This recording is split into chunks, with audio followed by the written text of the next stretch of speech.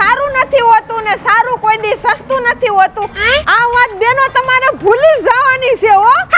કેમ બેન વળી એવું તો તમે હું સસ્તું લેવા? અરે શાકભાજી તો સસ્તું લાવીશું પણ ચોલી સસ્તા લાવી ની પાછા રીઝનેબલ ભાડામાં તો હાલો બેનો બતાઈ દઉં. માત્ર 300 રૂપિયામાં સાઈડ પટ્ટા તમને રેન્ટ પર મળી જશે.